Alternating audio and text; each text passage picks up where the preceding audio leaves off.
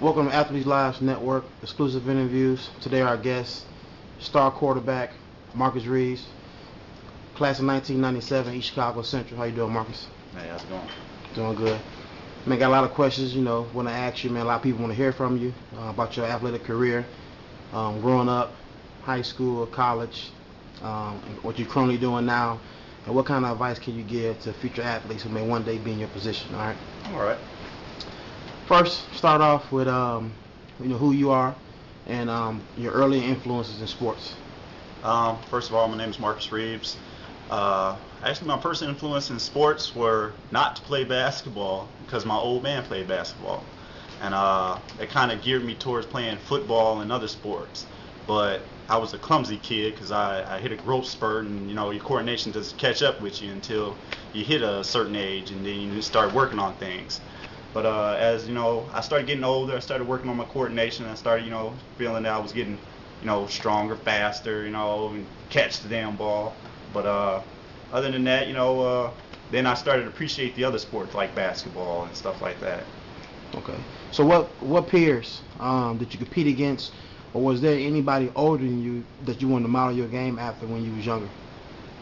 Actually, I'm going to be quite honest. I didn't really model my game after anybody because I really didn't see an athlete that I liked until I got older and understood the game a little bit. Jim McMahon, I mean, come on now. You model yourself after him.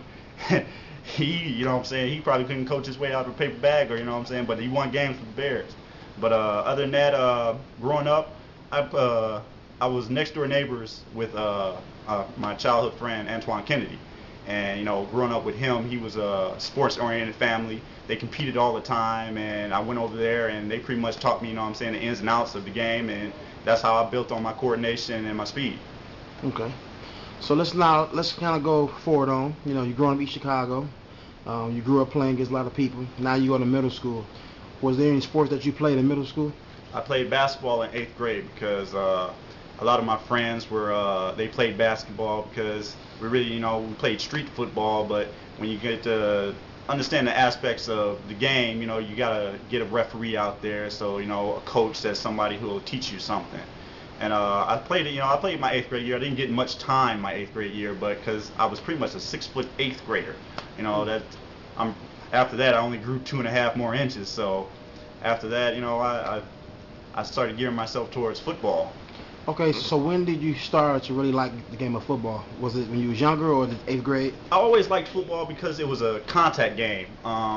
It was really one of those things of you get to hit the person as you get hit, and things like that. That kind of excited me. Outrunning a person. Out hustling a person. Once you get to that aspect of the game, you start appreciating it more. Okay. So. Now you're going to East Chicago Central High School as a freshman. What are your goals as far as football-wise? Football-wise, I really didn't expect a whole lot going in because I would want to play wide receiver. And the thing was, I didn't get the opportunity because our freshman team needed a quarterback. And the people that we had that were trying to play quarterback, one was, vertically challenged. John. And another guy, he had an arm, but he didn't really have much coordination, to get it to who needed to get the ball. So I kind of got stuck in the position of quarterback. After that, things started, coming into play because as a freshman, I got to, start in the JV games because the current quarterback that they did have, they had problems with him, and I think he had some academic problems as well.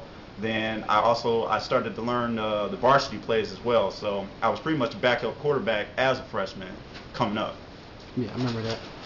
So what kind of goals did you have as a sophomore after playing JV as a freshman, getting to learn the plays as a freshman on varsity? Now, what is your goals as a sophomore? Actually, my goals as a sophomore was to study and understand the game more. I feel that I'm still trying to be a student of the game. I learn something different every time I watch the game or hear somebody say something that I didn't know. I always try to learn something about the game because I want to be in more depth because I see the professionals play, and quite frankly, sometimes I feel that some of the people that I probably played with and some people that aren't in the league now should be playing there. So I felt that I wanted to study under whoever was willing to teach. John Massey was the starting quarterback, and I was the number 2 guy. So at that point in time, he was my teacher. He taught me, what he could, and then from there on, I just had to build on other things. Because at our sophomore year, our coach was kind of grooming us to play a type of offense that Central had never played before. They wanted to run an option, and a spread option at that. And at that time, Central had never seen anything like that. So as he was teaching it to me, my fullback, and my tailback at the time, we're all wondering when we're going to run this, because we don't ever see this in the varsity games. But it came into play more as we became juniors. Okay. Now your junior year, your name is starting varsity quarterback. Now what is your goals and your mission as a junior this season? At that point in time, I really wanted to push what we had learned as sophomores, because everybody was looking at us and they were thinking we were a smaller team, but we had skill positions that we had 6-foot receivers, which were unheard of at the time. We had a 260-pound fullback. We had another 230-pound tailback. We had a 180-pound tailback. So we had speed, power on all aspects. So I just wanted to use what we had learned at the time so we could win games and possibly, get as far in the playoffs as we could. It's true that we were still using a new offense and we were still learning the game, but we still had to get comfortable in that offense and learn it. What did you learn as a junior in that season? Because that year, it was a good year for Central, coming off the 1-8 season as sophomores to go 6-4. You know what? I felt good about it, but at the same time, I felt I wanted more. And, with the team we had, we should have done more. And the thing is, it didn't come together because, we were a learning process. And at the time, I don't want to blame it on us being learning, but the thing was, we learned how to lose, and we learned how to win together. And once we did that, it kind of, filtered in. The games we won, we conquered. The games we lost, we had to learn from. And going into that junior year, after, our season had ended, we understood what our losses, how we could better ourselves from our losses. Gotcha. Now your senior year, East Chicago Central had a lot of hype. They had a lot of skill positions on both sides of the ball, a lot of Division I talent. During that summer, your team went undefeated in the 7-on-7 camps, played the best teams in the state, the Ben Davis, the Penns, best teams in Illinois. So we won by landslides. Now what is your goals going into that season after dominating the 7-on-7? At the time, I had told my fullback, I don't care if I scored another touchdown. I wanted 2,000 yards passing. And when he looked at me, he laughed, and he was like, good, because, he wanted the ball a lot more. And I told him I was serious. I don't care if I don't score, but as long as I got 2,000 yards passing and we won, I didn't care what the outcome of it was. So as the season went on, we had 2 very hard losses. The thing is, our passing was up, but the thing is, our running wasn't as effective. And the thing is, I don't know if it was me or if I'll take the blame, but I wasn't running aggressive. I wasn't, being as selfish as I should have been on certain plays and whatnot. And then after those 2 losses, I had to bear down and I had to, get aggressive and take control of the game a little bit more, because the longer we had the ball, the better outcome of the game it would be. So I started running more. I started feeling more comfortable about the reads of who I'm not supposed to get the ball to, who I'm supposed to get the ball to. I got comfortable with the way that the line shifted when we were in certain offenses and going to certain plays. Gotcha. During that season, we played a lot of tough teams. Kokomo, Terre Haute North, Ben Davis. What did Central, in your opinion, not have that held us back from being a dominant program like those programs? Well, one, I would say childhood teaching. The thing is, I don't want to say Southern teams because we're kind of in, we're in the corner of the Indiana, but it's towards the southern regions that they teach their kids young. They put them in Pop Warner. They put them in Pee Wee. They put them in, junior high football, and they groom them to go to schools where they want them to be stars. They want them to be studs. They want their offensive linemen to look like pro athletes.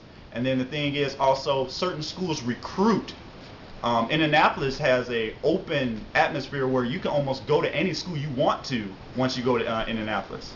Okay. I felt things like that made our football program weak, but at the same time, for people that was just coming into a program, being a freshman and never playing football, putting on pads for the first time in their life, I felt we did great. I felt we played those teams tough. And if we would have had the training that they had when they were little, we would have blew them out easily. We would have 275-pound, linemen across the board. So I felt it was probably a size in some aspects, but in some aspects it was also coaching. Also coaching is big. We did the best we could for what we had, and I congratulate those coaches because the wins we had, they should get patted on the back for the wins they had, and they should get their hands shook for the losses that they had because they did the best for what they had. But if you go to these other programs, you have your head coach who just sits back and watches, doesn't really teach. Then you have those coaches that actually teach the game to the people. Then they have their assistants, people who just go grab a ball and give it back to the quarterback. Things like that is what I wouldn't say small schools, but schools that are not in depth with sports like that, they get, and we didn't. Okay. Now, toward the end of the season, you had three rushers over 600 yards rushing. You had 5 receivers over 20 catches. How did you, as the leader of the team, manage those personalities and was able to get the ball to everybody? I'm going to be quite honest. Plays came in the huddle, and it depended on if the side was open, I threw you the ball. If the hole was there, I gave the ball. It wasn't a question of managing it. It is getting to the right people at the right time. And some of the times, I made bad decisions, and I'll take the blame for that. And then some of the times I made great decisions.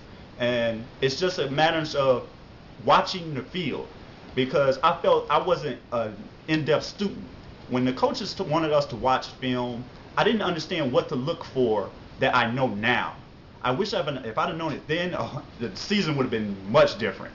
Because the thing is, when you watch film, our coaches didn't teach us to analyze film as in-depth as colleges. But at the same time, with more coaches, you get to have more people come in and then they teach you. You sit down, they point to little mistakes like, you know what, you didn't have your foot pointed at where you're supposed to go, or you know what, when you read this hole, you probably should have rode it a little bit longer, or things like that. It's the little things that the coaches work on that would make the players better. We didn't have. And I'm not blaming our coaches whatsoever, because we only had a handful of coaches, and it was a team that, like us, who was a very diverse area.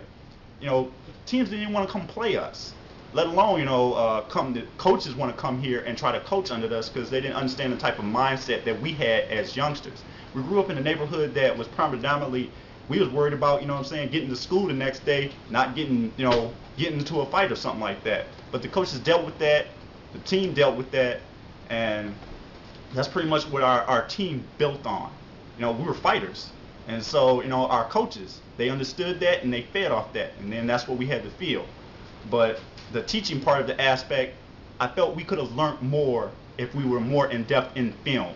More in-depth with more coaches being there saying, you know what, we're going to work on this again because you did great in the game. But this little small thing, tucking the ball as you catch it, as you turn, which way you're supposed to turn, our coaches didn't work on us with.